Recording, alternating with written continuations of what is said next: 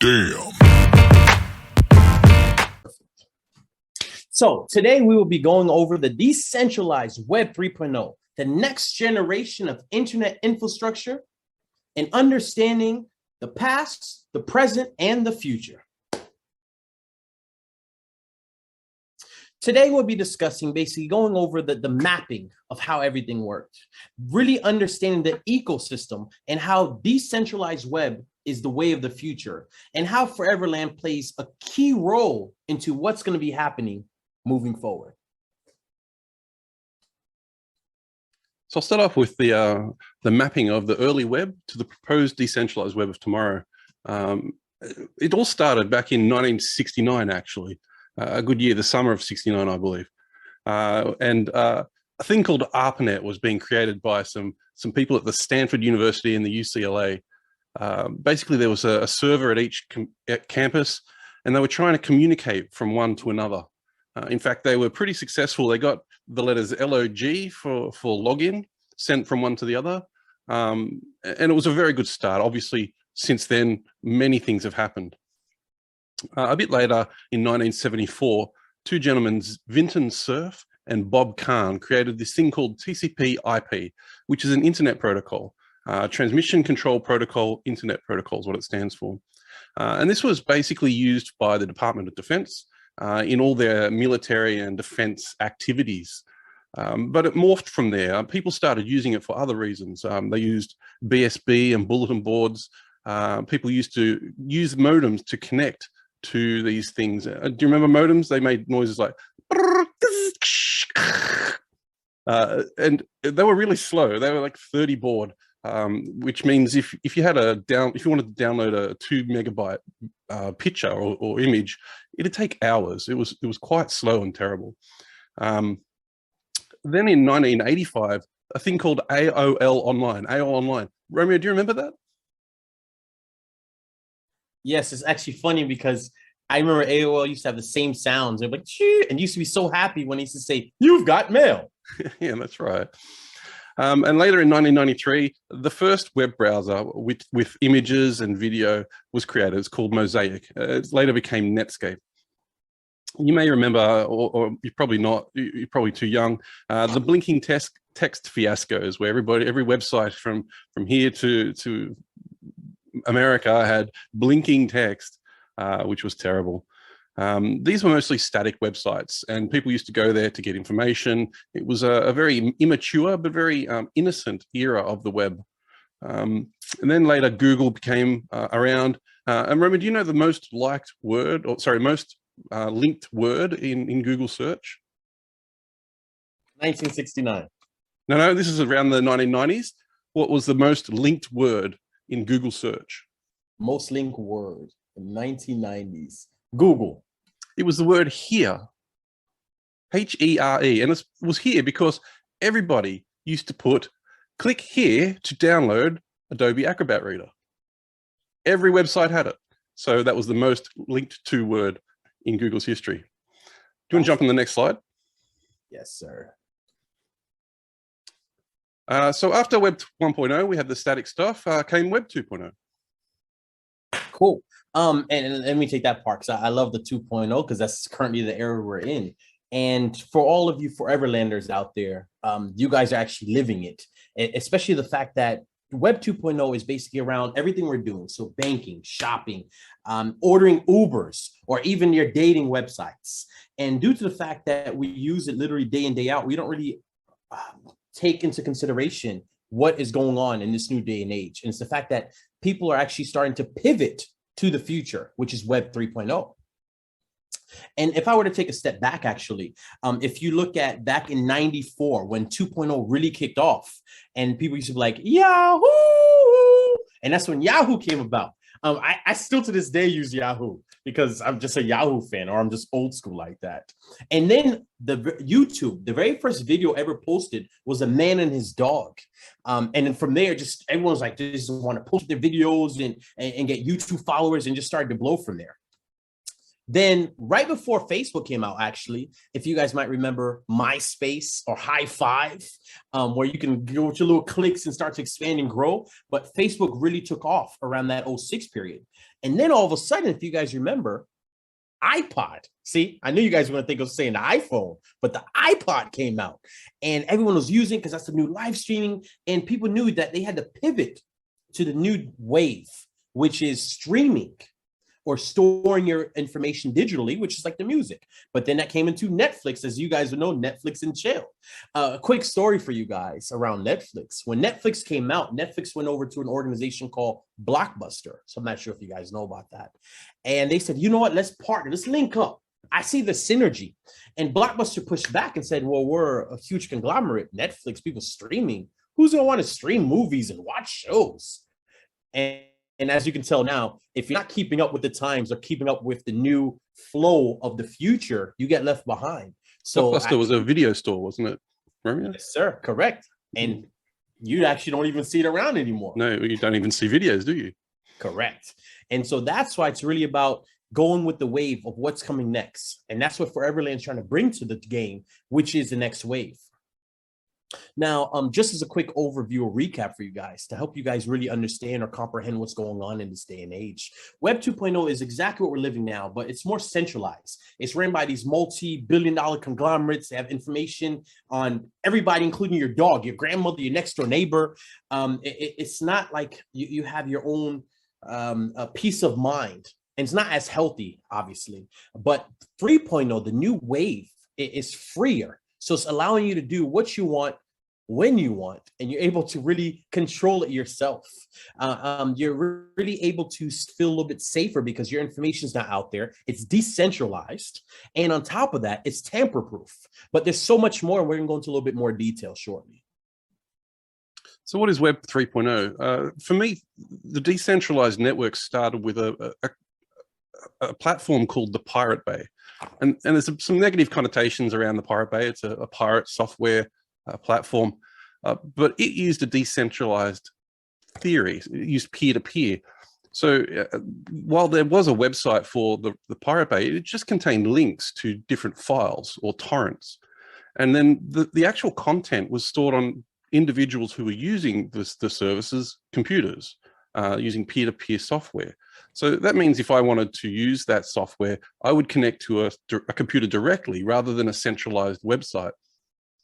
And it's one of the reasons why the governments are having a real trouble pulling down the Pirate Bay as an organization, because it's basically just a website with links, which is very easy to reproduce. In fact, has been done so many, many times. It's the people who are using it who are actively sharing the content, which makes it very hard to pull down. Bitcoin was obviously also the big part of Web3. The introduction of blockchain revolutionized the way we think about different things within the IT industry. Then came Ethereum with smart contracts, IPFS, and other technology, which really has thrown this industry forward and in leaps and bounds. And people are thinking of new ideas and new ways of using this technology every day. Let's have a look at the next slide. So I'd probably say I want to open up for questions to start kicking off. So please feel free to start jotting down any questions you may have on the new wave of information that we're basically giving out. And we'll answer it shortly, but at least we can start getting them mobile. So how a decentralized ecosystem is better than a centralized ecosystem? And I'd probably say, obviously, it's basically replacing what it is now. And so, you know, that saying of things are going good, but it's time to go from good to great.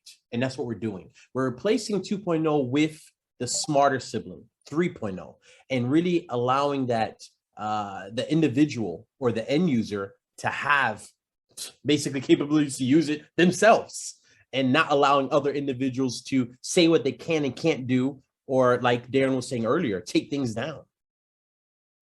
So basically, Web3 is decentralizing the internet. So there's a concept of a swarm, which is a bunch of computers that act together to help track your information, to store that information there, and to secure your information to make sure that it's used in the way that you want to use it. Web 3.0 doesn't just do that, it also returns control back to you. So systems can be put in place that you control or your organization can control rather than a central organization. You may have heard recently a change to Facebook's name to Meta. And for me, that's a bit of a slap in the face. They're basically using my information as their business model. So they're taking my information, they're selling it to people to make money, but I don't get any of that money, and I haven't really given them my permission, although they think they have by me using their website. So I believe in the future, a decentralized system, a Web3 system, will be able to bring back control for me and my identity so that I can just share what I want to share rather than somebody else taking that from me. I'll just talk about a few technologies here. P2P is peer-to-peer, and we just talked about that with the Pirate Bay. Basically, it's a server, a bunch of computers where each computer acts as a server for the others so that they can communicate together directly rather than going through a central source. Romeo, do you know anything about the blockchain? Yeah, just a little, since I am the blockchain influencer. And basically just small little knowledge and dropping on everything, because obviously everyone knows about this already. But just in case if you don't, blockchain is a disrupted or distributed database that is shared among the nodes of a computer network. And as a database, a blockchain stores information electronically in digital format.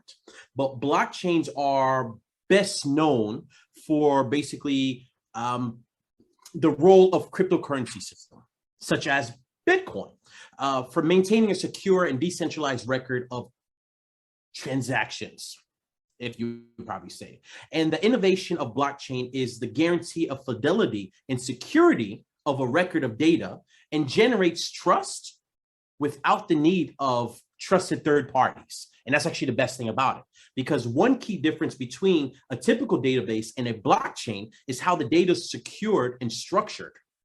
So for example, a blockchain collects information together in groups known as blocks that holds a set of information. Now, those blocks have a certain storage capacity, and when it's filled up, it's closed and locked off and secure, therefore forming a chain, because each block will lock onto each other moving forward. So all new information that follows is freshly added blocks that is compiled into newly formed blocks, if that makes sense. And all of that data is structured into tables, whereas blockchain is really about securing everything, but making sure everything's aligned and is seamless. So it's all about the customer experience at the end of the day, if that makes sense. It does. So part of a blockchain is the ledger, and it's a distributed ledger, which means the business that happens within this chain is distributed amongst all of these nodes, and each of the nodes talks to each other and confirms that the information is correct and verifies that the servers are correct and each of the nodes are correct. So it's really secure in that respect. Let's go to the next page. So DApp is basically a distributed app that sits on top of a distributed network. 4EVERLAND, for example, has a product called hosting, which you can upload your app or website to, and then it can be hosted by that platform in a distributed way. And it works just the same as a single or a centralized web server, but it's a lot better. It's a Web3 concept rather than the Web2. Another Web3 concept is a smart contract. So when Ethereum came around, was introduced, it introduced smart contracts, which means that the if and then of something can be implemented within the blockchain and ledger. And what that means is if an event happens, you can then do another event to react. And all the transactions of Bitcoin and trading, these are all using smart contracts to operate. There's a whole lot of reasons why you can use smart contracts, and it's going to be a very exciting part of the future. IPFS is another Ethereum technology, which is what we use at 4EVERLAND to synchronize the data across each of the nodes in the swarm. So basically, the server talks to the next server and verifies the information and makes sure it's authenticated. And all of this information is done securely with cryptography. And it's a really good protocol that we love using for our hosting. NFT is a non-fungible token. A fungible token or fungible thing is something that's common. So a Bitcoin is common because if you have one Bitcoin, it's worth a certain amount of money. But if you have two, you know it's worth double that. So they're the same. So non-fungible means it's something that's unique. And the Mona Lisa is an example. There's only one Mona Lisa. So non-fungible tokens are digital versions of these rare assets. A decentralized identifier is a global identifier that's used to identify you in the crypto world. One of the things I like to think about in the future is the zero knowledge proof, which is sort of associated with authentication, where I can send somebody the proof that I know my password without sending them my password. So this will reduce greatly the risk that I have in somebody else finding my password. So this concept, an example of that without crypto is if I have a combination lock, I can prove to you that I know the combination by, without showing you, putting the combination into the lock and opening the lock.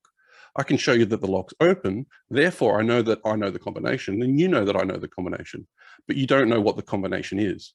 So that's one way of decentralized identification can be used.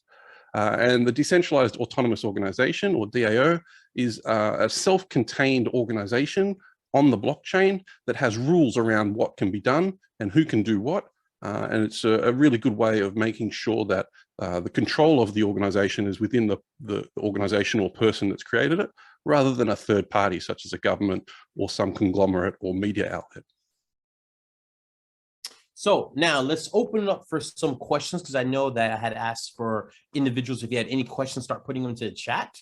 The very first one is it expensive to go from Web 2.0 to 3.0? Well, I'd probably say going from Web 2.0 to 3.0, or I'd probably say Foreverland's 3.0, it's not really that expensive, because most of it is free to use, to low cost. And obviously we'll get into that a little bit later on, but due to the fact that it's free, it's really helping you or enabling you to keep up with the times, keep up with the Joneses, transitioning over to the latest and greatest at free to no cost. That's a win-win situation. Next question is, why transfer from 2.0 to 3.0? Darren, did you want to take that one? Yeah, I think you already answered that question in one of your slides. There's a lot of decentralized, there's a decentralization about the web. So in the future, if somebody's trying to remove whatever you've put up there, so take down your website using nefarious reasons, such as a DDoS attack, it's going to be very difficult to do that, because it's not a centralized server anymore, it's a distributed server. So that means they would have to target every single node in the swarm. They'd have to first find them all. It's very difficult to do that. So that's a very basic reason. That's the first reason. There's many more, and a lot of the information can be found on our website. If you go there, and you'll be able to get some more information about that. I was going to say also, Darren, that it is powered by blockchain. That's right. You know me, I'm all about blockchain, baby. Cool. Next question is, by any how cloud will connect to Web 3.0? So I think the question might be, can any cloud connect to Web 3.0? So Foreverland is very conscious about compatibility. One of the things we do is work with partners as much as possible. So if you've got a project in this space and you have an API or something that we can connect to, please contact us, because we're very interested in moving your project and helping you host that on our system. So our latest product, Bucket, is a storage solution. And it's very similar to AWS's solution for storage, but ours is distributed. We actually are compatible with AWS, so you can use our APIs to connect to the AWS storage solutions. And yes, you can. How cloud will connect to Web3? Absolutely. So Foreverland can do that. Correct. Cool. Any other questions so far? Feel free to ask. There's no such thing as a bad question. Questions are questions. You just don't know what you don't know. All right, let's move on then. No questions. Thank you, by the way, for your questions. Cool. So how Foreverland's hosting aims to become the infrastructure for millions of Web 3.0 developers and applications. So for me, it's really about thinking of adding more people to our Foreverlanders group. And Foreverland is literally like, Never Never Land, and where you can do what you want and, be a big kid at heart. But go over to you, Mr. Darren. Yeah, if you go to the next slide, Foreverland is basically a Web 3.0 cloud computing service. So if you think of AWS or Azure, these are centralized versions of what we're trying to achieve here. The cloud is comprised, just like the other ones, of three services: compute or computing, gateway services, and storage. So what we do is offer these three things to users to be able to achieve their goals for storage. As you can see in this text here, we link with Ethereum, BSC, Solana, Polygon, Filecoin, and as time goes on, we're going to increase more and more the things that we're compatible with. So once again, if you have a project that you're interested in helping helping you put on a storage service, please let us know what that is. So our mission, vision, and positioning. We want to help you make a smooth transition from Web 2.0 to Web 3.0. So I just mentioned the gateway services. We provide you things like DDNS, SSL, automatic SSL certificates, and a number of Web 2 style technologies in our Web 3 hosting platform. So this is going to help make the transition for you quite easy. The vision is to be the infrastructure of millions of Web 3 developers and applications. I personally am really excited about this project. I have my own projects that I'm working on that I want to push onto this distributed web system. And so the more things that we do here in this system, the more excited I'm going to be, and the more things that I can do in the Web3 space. We are a blockchain technology-powered cloud computing platform for Web3, as I just mentioned. It's funny because just to tack onto what you're saying, specifically due to the fact that Foreverland wants to help individuals, the masses, you all, transition over from 2.0 to 3.0. And that's why a lot of our services are free to low cost, because we want to get everyone into the groove. We want to provide that value to everyone, everywhere. And I've been a huge advocate of blockchain way back when, specifically because of the whole Bitcoin and cryptocurrency, obviously. But due to the fact that we're utilizing blockchain as a technology power to power and streamline everything, it was a no-brainer to really start utilizing Foreverland in projects.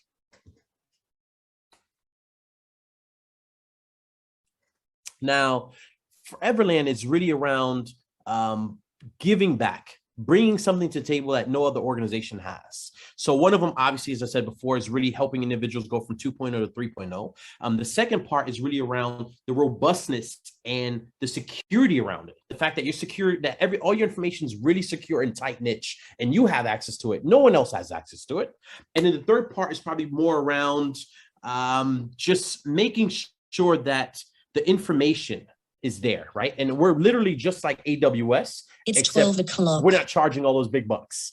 And so it's just really to help you guys know that if you guys have any current projects, we can help you on it. If you have any future projects you want to work on, we can help you on it. If you just want more information or really understand how to work things out, we can help you on it.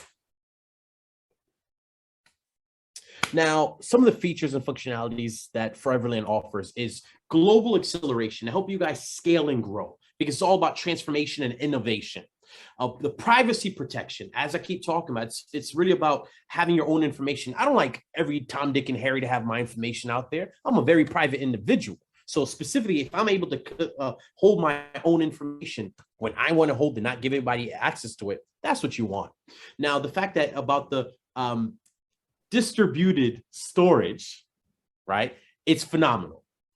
The convenience and efficiency of having anything that won't break or mess up at any given time, that one click to front facing type of UX or UI is phenomenal. The low cost to free. Now remember the word I'm saying? Free. That's one of the best parts about it all. And of course, the interconnection. So when you start working at certain projects and the different projects are in different nodes or utilizing different type of infrastructures, they can all click together at the end of the day. And we can help you do that. Now, why choose Foreverland? It speaks for itself. We do not need any type of centralized components. We're decentralized. We are compatible with all traditional development environments. We provide multiple ecological resources.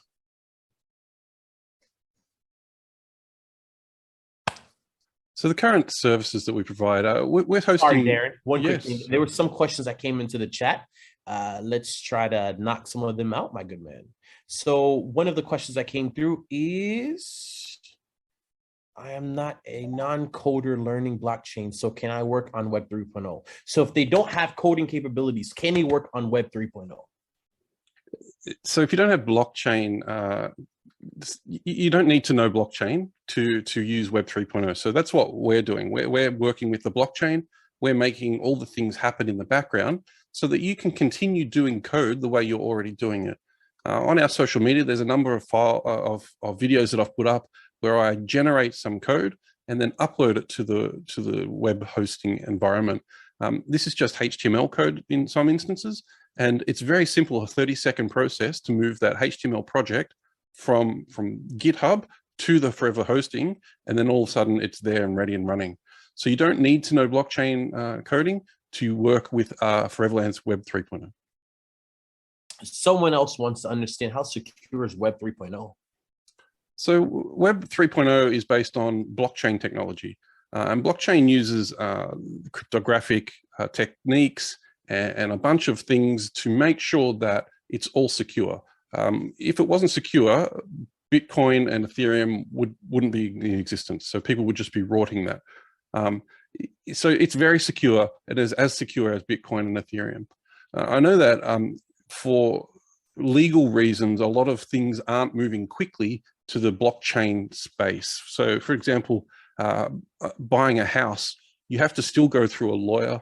You still need to get a conveyancer to do the transfer of deed in the traditional way. And one of the reasons is because the lawyers don't yet trust this technology enough. I don't know if it's because they don't understand it or if they realize that they're out of a job soon, but they're not moving very quickly to get into this this new space. And it's one of the things that I would hope would move a little quicker than it is. Cool. So it's very secure. Thank you. Next question is, which year will Cloud 3.0 come out? Because people have been talking about it for decades. You're completely right. It's just like we'll say the iPhone, right? It's evolving every single year, or autonomous cars, or even virtual reality. Now Web 3.0 is here. That's what we're offering to you guys, to the masses. It is here. Yes, it is evolving, but you're able to utilize it with Foreverland. Next question is, Ethereum better than Bitcoin? Is Ethereum better than Bitcoin? And what are some of the major differences between the two? I'll take this one. So Ethereum is a token, whereas Bitcoin is a coin. And Bitcoin is used for basically to replace currency. Whereas Ethereum is not only that, but also basically is a platform for people to be able to do more things. So just like Foreverland's now making a hosting platform, it sits on top of the Ethereum platform, and we use technology such as IPFS to achieve the goals. So Ethereum and Bitcoin, they're sort of the same, but they're actually a little bit different. It depends on what you want to do with them. Cool. Thank you. There's 2 more questions, and we'll get to those in a few more slides. Cool. Oh, sorry. You missed a slide. Can you just go back one? Thank you, sir. You're welcome, sir. So our product and service, we have over 30,000 developers, and I'm not quite sure what the current status is for applications, but it's a lot on our hosting platform. We're growing daily. More people using it, more people are happy with it. So the hosting platform is the core proposal that we have, or core product. We also have the Decentralized Gateway, which is all the Web 2 stuff that you're using currently, and we're going to transition you to Web 3 using these. So it's the DNS, the data IO, the certificate management, and a whole bunch of stuff like that. The global network acceleration is driven by the swarm. So we have a number of servers available in lots of different regions, and because they're local to you, it's close. And then they're accelerated by the way we've implemented the technology about how they interact with each other. It's quite fast. And the last one is the data services. We're providing a buckets product, but we also integrate with other systems such as Filecoin, Dfinity, and AR, and we're going to utilize those services as well as our own to provide storage and data services for